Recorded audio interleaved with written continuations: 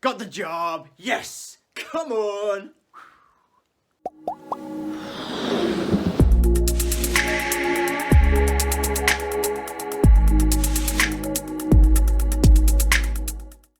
What's going on YouTube? Welcome back to another video. I know I've not done one quite like this before where I've just sat down and had a chance to talk to the camera. So today I thought I would do that because, as you've seen from the title and as I've already stated, I have just got myself a job for September. And if you are someone that has frequented my channel, you will know that I am currently a trainee teacher, or at least I have 2 weeks left of being a trainee teacher. So I have obviously got myself a position as a primary school teacher starting in September. So I'm very excited and I can't wait to talk to you all about my new venture and my new job. If you haven't already and you do quite like things like just general chat about stuff, I don't really know how else to describe it, general chat about stuff, things that I think are important, gym-based videos, vlogs, martial arts style videos, then consider subscribing, and if you hit that little bell notification, you will get notified every single time I upload. And if this is going to give you any assistance, any help in securing yourself a job, then please smash that like button. Right guys, let's get into the video. So guys, what I'm going to do is I'm going to split this video into two parts. Part one is going to be about my experience, about my job interview, and kind of a little bit about where I'm going to be working. The second thing is going to be like my top tips for you if you are in a position where you are looking for a job, be that as a teacher or just as a job in general, and you're going through that frustrating and arduous process of applying for jobs, looking at job applications and going for interviews.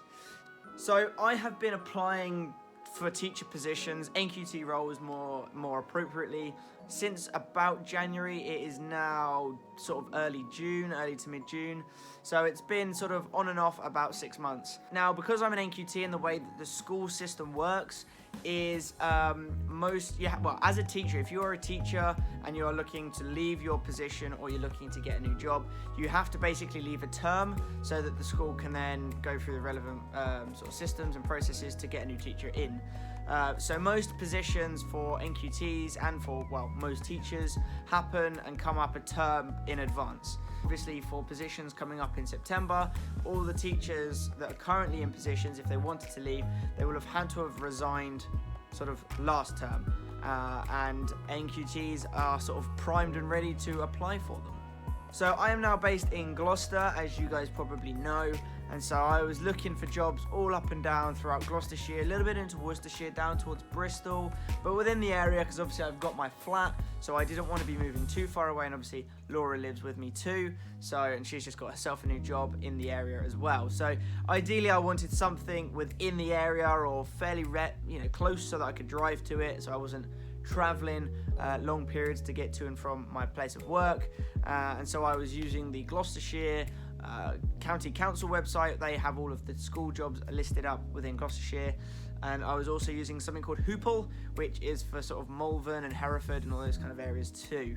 So for all of the schools in Gloucestershire, there is a sort of fairly generic application form, and you put in your personal statement, all the details, what you're currently doing, and most of them you just send them off to the school via their admin email, and hopefully they will get back to you.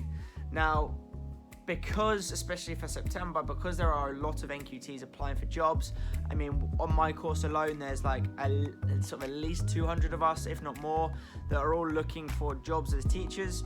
It does become very difficult to get jobs, especially coming up to September.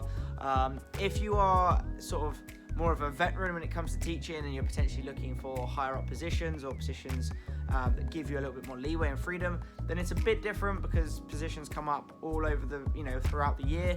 But for an NQT, it's kind of a bit of a fight when, around this time of the year, sort of May, June time, to get those applications in and to get yourself a job. Now, before my interview for the position that I've currently got, I've had two other interviews. One was sort of Stroud Way, and the other one was in a place called Fairford. There was a school over in Fairford.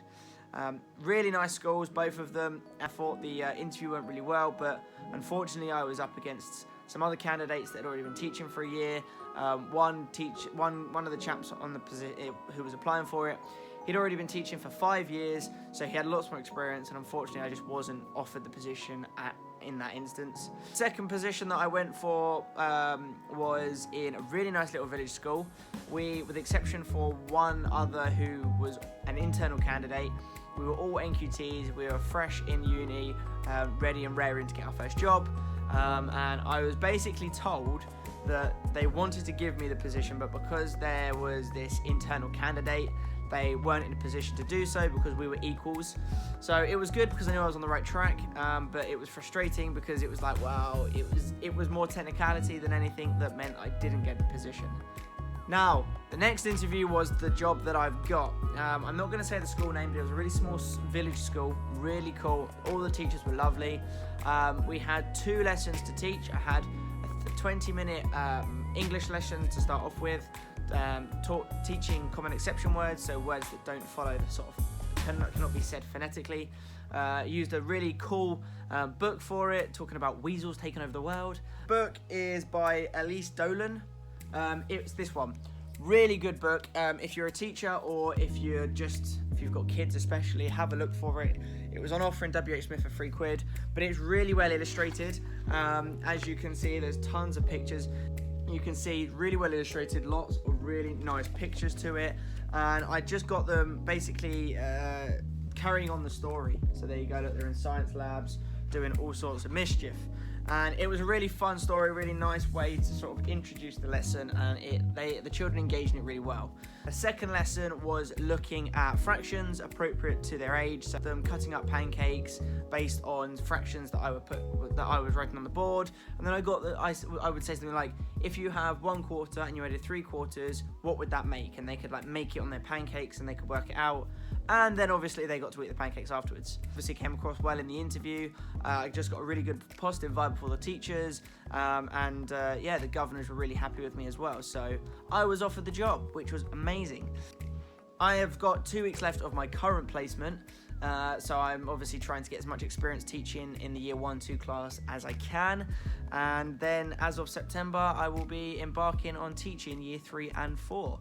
I'm really excited, and by the sounds of it they are too. I have a friend of mine who is actually at that school on placement, and he was talking to me about it, and apparently they've got big plans, so I'm looking forward to it. So yeah, it's exciting, and I'm just really buzzed. I'm really excited to get stuck in and to start my profession. Right, let's get into part 2, and here are my top tips for how you can land yourself a job in any environment, not specifically teaching. Let's get into part 2. Okay guys, so tip number 1, if you're looking for a job, especially if you are kind of, I wouldn't want to say desperate, but you're in a position where you really need one, apply for as many positions as you can and really get yourself out there. If you're in a position where you know that in a few months you're going to be unemployed, or you're not going to be in a position where you have much income, apply. Get yourself out there, get your name out there, go on LinkedIn, go on all those things, and just spread the word, because otherwise, if you just apply for one position, then another, they might not even look at your application. So get your name out there, apply for as many positions as possible, because at the end of the day, if you get offered an interview or you get offered jobs, you can always turn it down, but if you don't put yourself out there, you will never get the opportunity in the first place. Right guys, tip number 2 is all to do with your application. Now, depending on the business you're in, the position you're in, and the kind of jobs you're applying for will depend on what the companies are after. If you're like me and you're looking to become a teacher, most counties will have like a county application, but make sure that you're putting in a good application. Get people to proofread your personal statement. Make sure that all the details are correct. Make sure your spelling is correct. Make sure that your work is, your application is well punctuated. Start and end your emails in the appropriate way. Make sure that you've got a nice email. Don't have like Hello Kitty 57. Make it professional, because all these little things are going to be noticed. And if you're in a position where you're applying for jobs and there's a highly competitive market, those little things will be taken into consideration. So make sure that you've had other people, friends, family, peers, mentors, proofread everything, and make sure that you are putting in the strongest application that you possibly can. Okay, so tip three is all to do with your personal statement in particular, and that is you need to make it personalized. If you are applying for any position in any company, right, there will be a person specification, there will be a job description. Look at those, read them. If you can, look at either go and visit the company or the school or wherever it is that you're looking to apply for. Go and visit them, go and meet them, greet them face to face so that they can get an idea of what you're like as a person before you apply. But they're obviously looking for someone in particular, right? So if you can, make sure that in your personal statement you are dropping specific comments and references to the job spec. So if they're looking for someone that's really good in IT, make sure that you've said somewhere in your application that you've got experience with IT and give an example so that they know and you're hitting that criteria. Alright guys, so tip number 4. Let's say that you have been invited to an interview. There are lots of things that you need to make sure you do in preparation. The first thing, get yourself, if you're a bloke, get yourself a suit. Alright, actually if you're a woman you can do the same thing. Get yourself good attire, okay? Because first impressions are going to count for everything. You've got 1 day, maybe 2, depending on the style of interview. You need to make sure that you are greeting them and that you are providing the best version of yourself. So make sure you've got a suit. Make sure that your pants, your trouser bottoms, your shirt are ironed. Make sure they're crisp. Have a nice tie, okay? Make sure that everything is perfect. Okay, if needs be, wake up an hour early, make sure you have a shower, you shave, you do your hair, you put on your good aftershave, whatever it might be. Ladies, same principle, yeah? Make sure that you've got nice makeup on. Not too much, but make sure that you're looking at your best, look professional, regardless of what job it is, okay? Every single position I've applied for, be that at Sainsbury's, any position, regardless of where it is, okay, always turn up with the same mentality, that professional mentality, because you'll be much more respected. Don't turn up in jeans and a shirt, alright? Suits, every single time, okay? You need to present yourself. Also, at interview, other than presenting yourself, do your research. Similar to your application form and your personal statement, make sure that you know enough about the place that you're applying for so that on interview day, if they ask you questions, that you have quick responses, that you're not sat there like, I don't know. Make sure that you have looked at their values, looked at their statements, so that when you're in interview and they're asking you, you can drop that, you can talk about it, you know, if they're asking you. So for me, one of the questions was about behavior management. So naturally, because I'm in a school, I looked at their policies. I spoke about their policies. I said, well, in the first instance, what I would do is I would refer to your behavior policy. I would follow that. I would do, and then talk about it. And then if needs be, talk about how you'd modify it to make it better, okay? You need to show that you're invested. And actually, one of the governors at my interview mentioned that because I'd done so much research, we seemed like a good fit. I spoke about their values and I took them to heart, and I made sure that I showed that I cared about it. And those little personal details will make all the difference. Okay guys, tip number 5. When you're at your place of work, go around, meet people, okay? Don't presume that the big boss is going to be the only person that is making the decision, because that's not true. If you're going for a position in a school, go up, make sure that you greet all the children, make sure you go around all the classes, make sure you invest your time whilst you're at the interview to go around the school, okay? Don't just prioritize on meeting the big boss, okay? Say hello to the TAs, go in there and show that you're invested in them as much as they are in you. Go and say hello and have a nice big smile when you greet the receptionist, okay? Because they're all going to come together, and I can assure you, in all positions, especially in a school, all right, the opinions and the views of the other staff are as important as the head or as the big boss, because they need to make sure, the boss needs to make sure that you're going to fit in with the team and work well together. And so if they've got a bad feeling about you, then that's going to count against you. Whereas if they come and go, if the boss asks at the end of the day, how did they get on? If they're like, yeah, they came up to us, they asked how we were, they asked all sorts of different questions, they wanted to know about us, then that is going to count for a lot. So make sure that you go in there friendly, try and make everyone your friend, and just be the best you can be. Okay guys, and the last piece of advice that I've got for you is this. If you're not successful, don't be too disappointed. And I know that's really difficult, but I can assure you, there's always going to be something out there for you, okay? And it might just be a case that if the first thing, second or third thing that you're applying for and you get the interview for, you might think in your head, this is going to be perfect, this is for me, this. But if you don't get the job, it obviously wasn't meant to be. Rather than sulking, rather than being upset, rather than allowing the failure, I suppose, to affect you, learn from it. What could I do better? Ask for feedback, because that way you know that the next application you're more prepared. It might be a case that there's nothing wrong with you, and actually it was just a case that there was, like in my example, there was an internal candidate. Maybe they actually had already got the job lined up for someone, but they had to go through the interview process. And if that's the case, you know to keep what you're doing the same, but always learn from these experiences and try and be as humble as possible. And obviously if you get it, enjoy it, celebrate, and look forward to your new job. Alright guys, well, I hope you have enjoyed this video. I have been kind of eager to share my news with you. It's only been a couple of days since I found out, so it's quite new to me as well.